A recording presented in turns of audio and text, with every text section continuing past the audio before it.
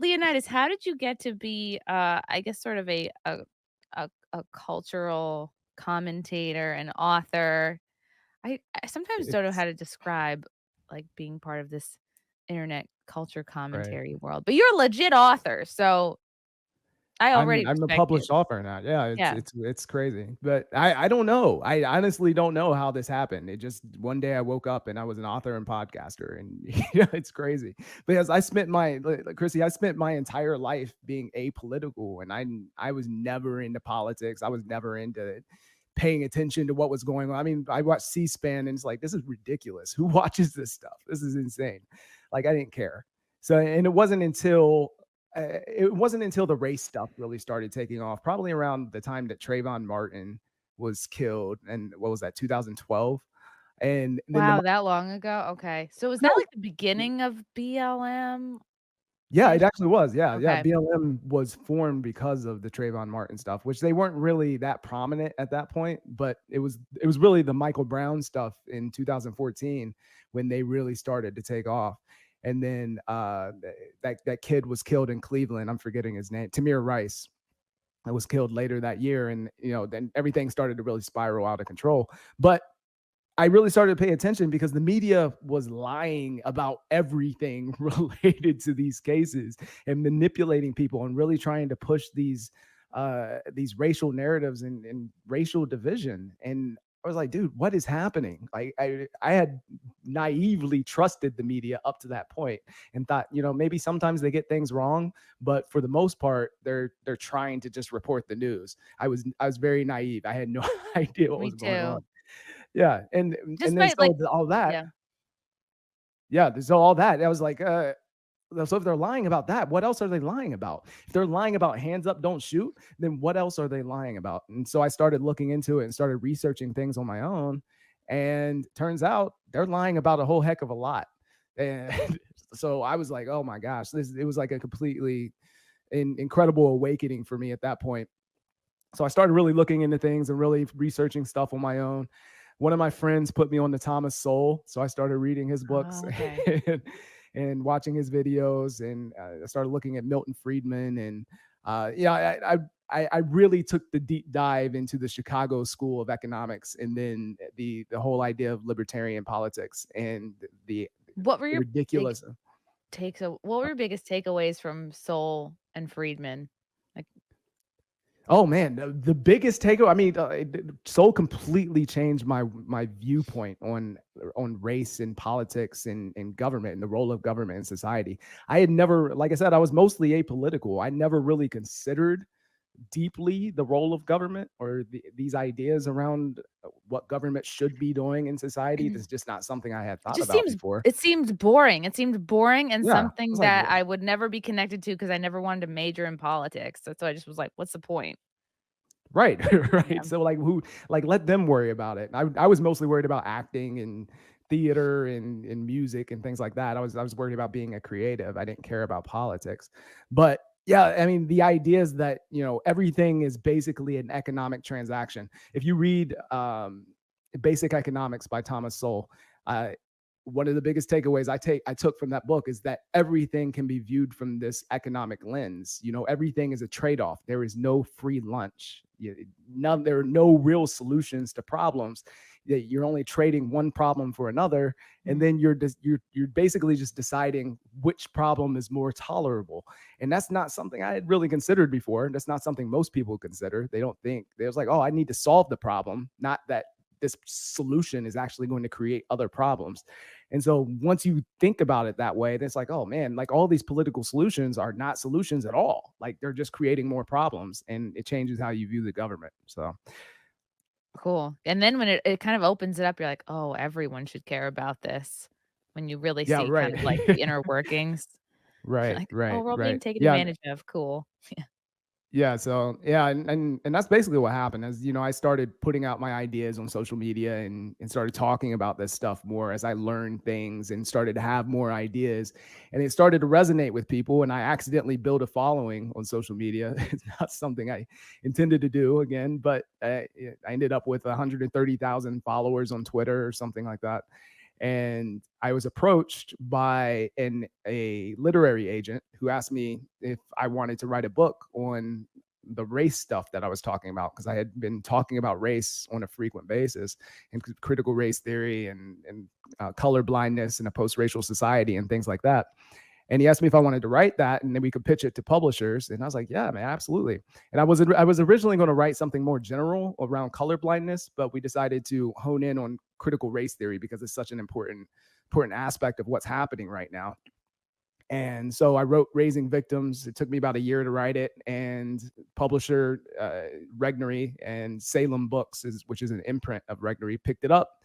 And now I'm a published author, which is crazy. Wow.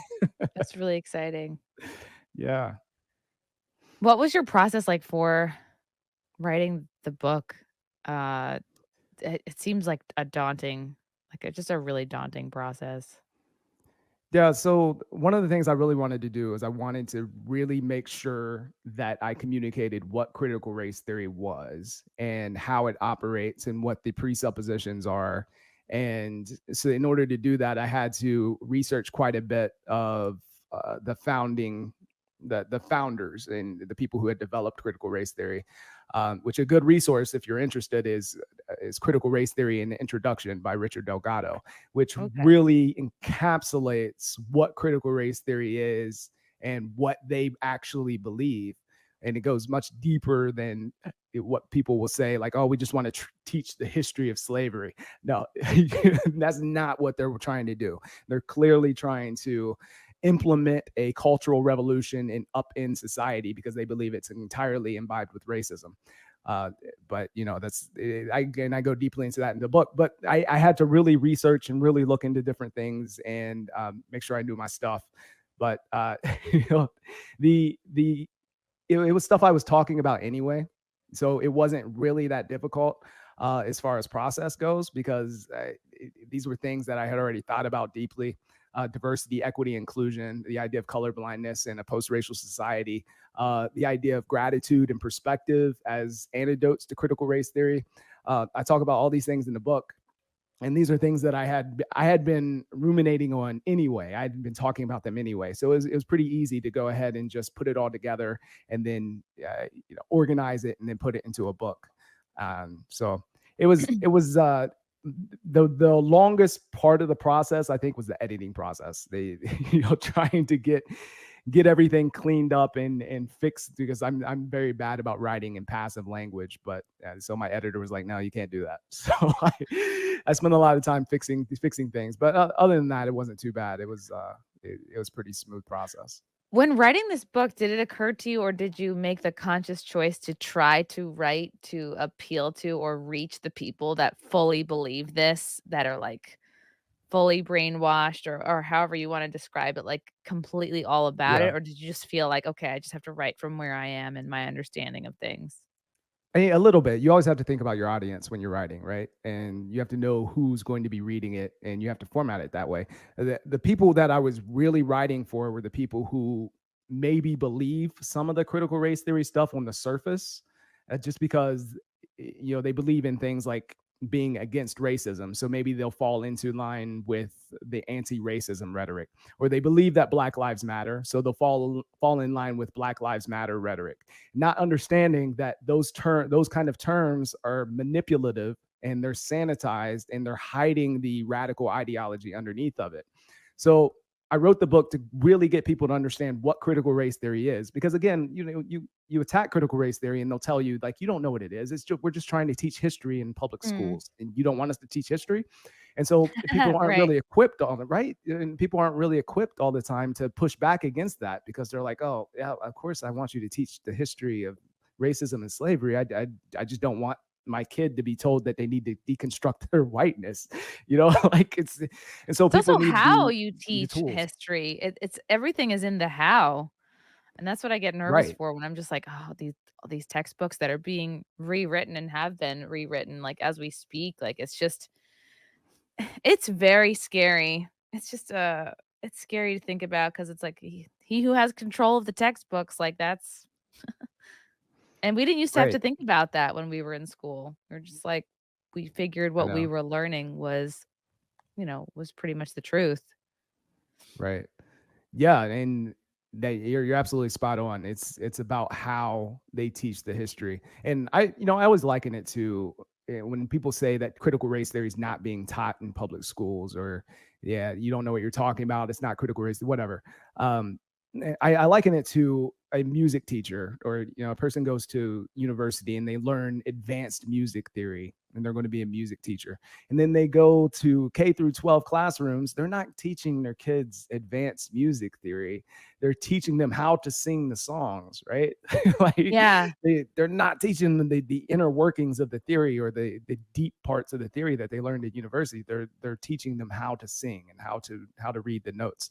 Same thing with critical race theory. These people are going to Mm. colleges and universities, and they're learning, that racism is interwoven into the fabric of our society, and we need to send you out to deconstruct our institutions and institute this cultural revolution.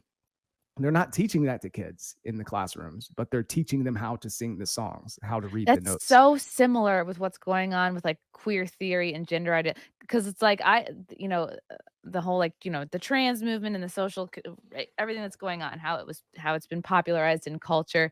These were Yep. terms and, like, different types of sexuality. Like, this was all stuff I learned about in my women's studies minor in college. So there's no reason why kids have to be learning concepts, like, advanced concepts about sexuality and gender ideology, like, Right. that you would first of all, you choose like, I, for some reason, chose to study that in college. I was a brainwashed feminist.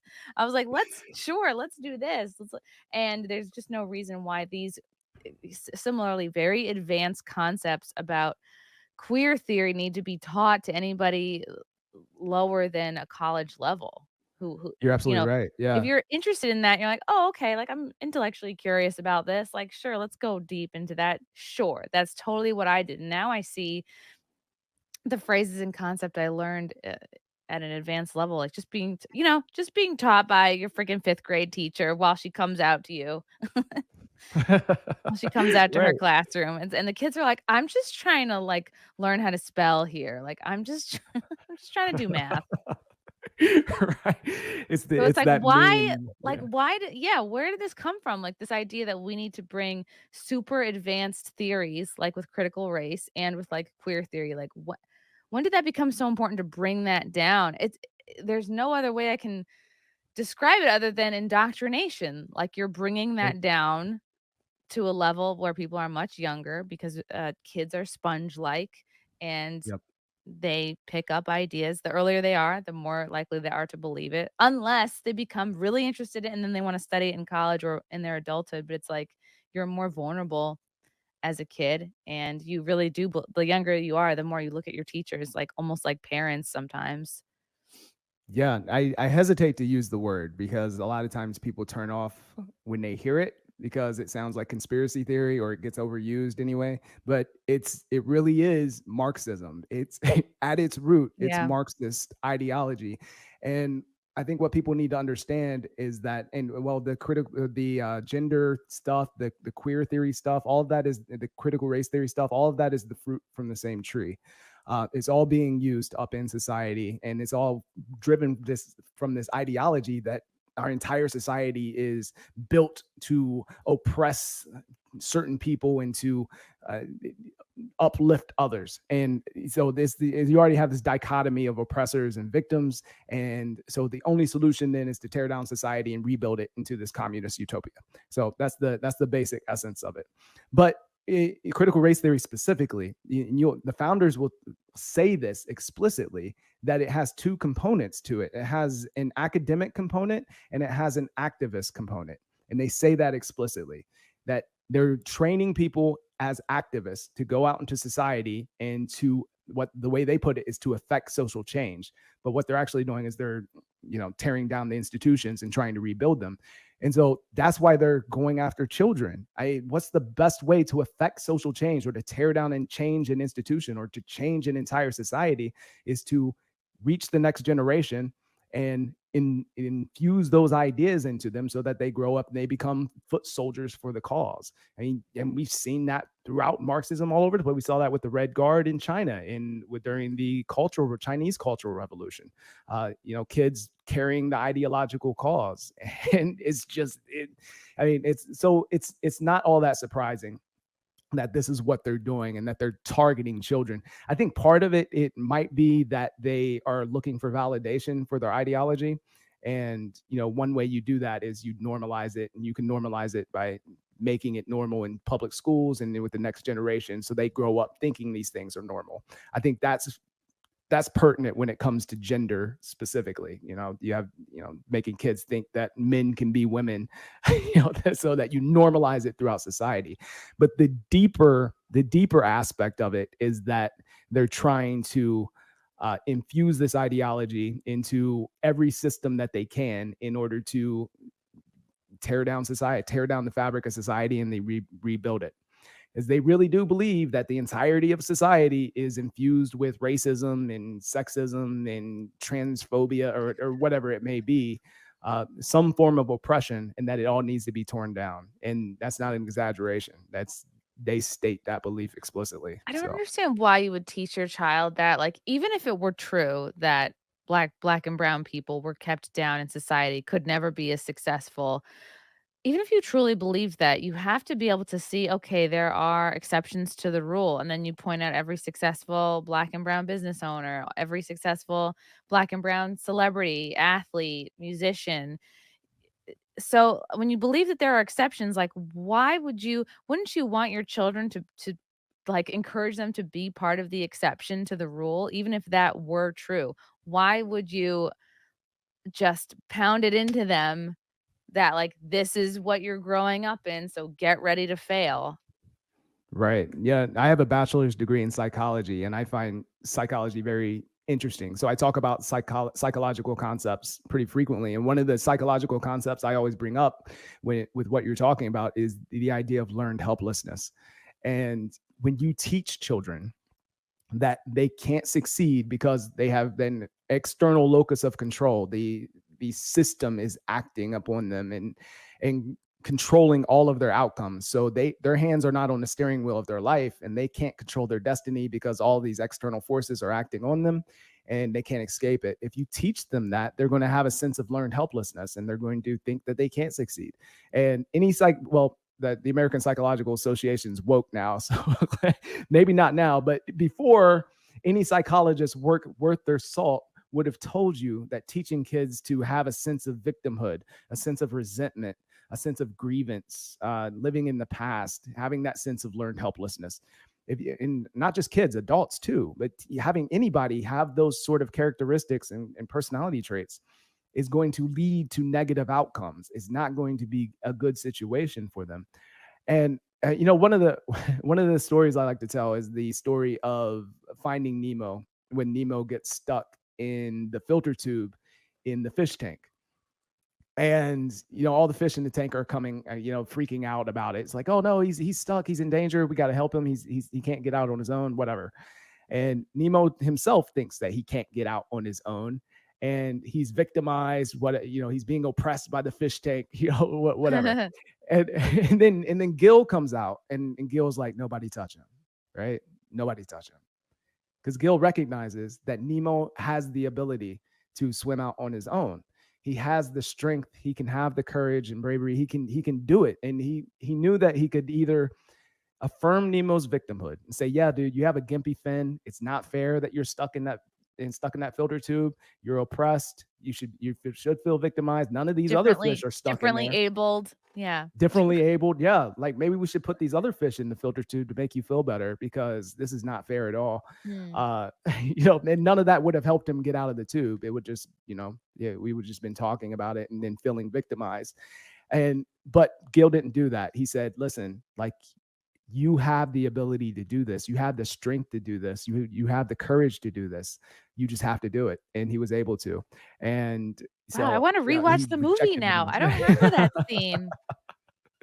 Yeah. And then later on in the movie, he actually uses his courage to help a bunch of fish escape a net. And, his dad believes in him and helps him do it. And he uses that sense of ability, that sense of courage to accomplish that, whereas before he would have felt like a victim and felt like he wasn't able to do it. So it's a very wonderful Wow. message that's embedded in a Disney movie, believe it or not, before Disney went woke. But Now I could see if they had a remake of Nemo, I could see Disney being like, that filter is really, is partial to taking down orange fish, or like, yeah, right. We need fish justice, fish tank yeah. justice. This is You were you were targeted specifically for your fin color and your shape, orangeness. Yeah, your just yeah. orangeness.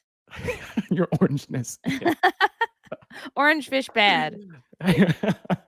Love you guys. Thank you for the chats. Thank you for the comments. I will see you guys tomorrow. Bye. Bye. All right. Love you guys. God, I don't even want to leave. This candle smells so good. I don't want to leave. All right. Love you guys. Talk to you soon. Bye. Love you all. Join the Discord. Feet. Love you all. Wow. You guys are awesome. Come and get it. Bye, guys. Bye. Now I'm really leaving. Love you. Bye.